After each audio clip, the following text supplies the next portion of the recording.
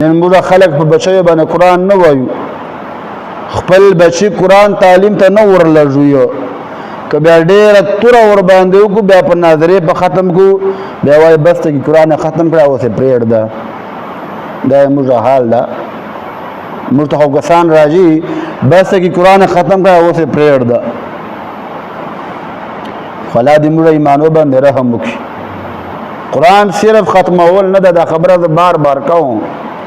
ملګانو سره ما په دغه شي باندې لانجې کړي دي چې قرآن صرف ختمول نه ده، قرآن زده کول ده. قرآن زده کا، په قرآن ځان پوه کا، چیرې په مد باندې، په شد باندې، په اوږدوالي، په چیګوالي باندې ځان پوه کا، په قرات تجوید باندې ځان پوه کا.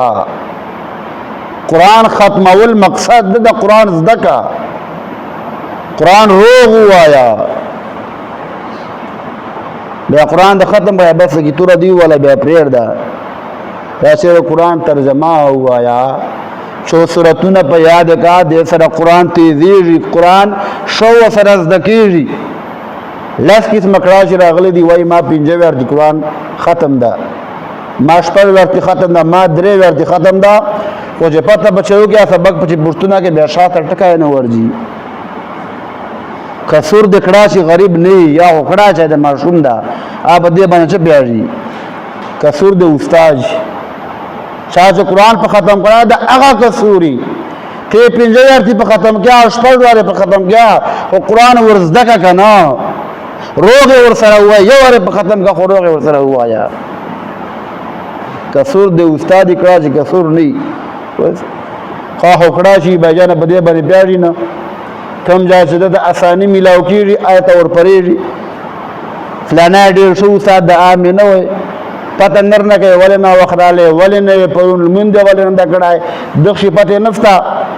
وکړه چې غریبان په دغه شي باندې پیاږي نه، دی اباده بیا فلاني استاد ته وایي، بیا فلاني باجي وایي ښه ده بچې وایه یې. د وایه که شعر سکول په داسې ورسره وکړو دا دې منو چې زه به سکول فلاني ځای وایم. سکول ته خو لږ ځای پته کیا، خبره د قرآن راشي بېلای باجیګانو چې په وایه، الله چې کومه دا داسې ځای په وایه چې تا ته شکایت نه راځي، چې تا ته چې کوم دا کړه چې شکایت نه راځي، چې دا پته نه ده چې آیا دا ما زول مونځ کړی دی که نه. که بیا چېرې استاد چا میټ له 2 ورکړی وي که نه، بیا خندنای استاد وي، وایي سختي په کوي. لا به لمانځه پاره چا میټ ورکړي، لا به شعر او داسې پاره ورکړي، لا به سبق پاره ورکړي، بس کې به ته یې پرېږده. دا موږ حال ده.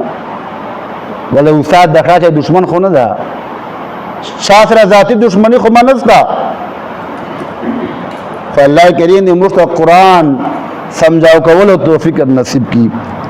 الله کریم فرمایي بسم الله الرحمن الرحیم الذين يستمعون القول فيتبعون احسنا. الذين يستمعون القول، جو کان لگا کر بات سنتے ہیں.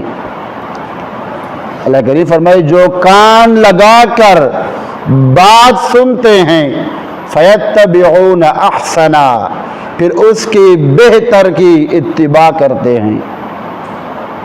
اولئک الذین ہداہم اللہ، اللہ پاک فرمائے دا هغه کسان دي چې چاته الله پاک هدایت ورکړی ده. واولئک هم اولو الالباب، او دا خلق چې کوم دي دا عقل مند دي، دا عقل وال دي. کم خلق یستمعون القول، جو کان لگا کر سنتے ہیں، قرآن پہ توجہ سر اروی خطبہ پہ توجہ سر اروی حدیث پہ توجہ سر اروی. اللہ کریم فرمائی بیا دو پہ دے باندے عمل کے نو دا اغا خلق تے چا اللہ پاک ہدایت ورکڑا دا، او اغا خلق تے چا دو عقل والدی، عقل مندی و شعران. اللہ کریم دے مشتہ قرآن ارویدلو توفیق نصیب کی.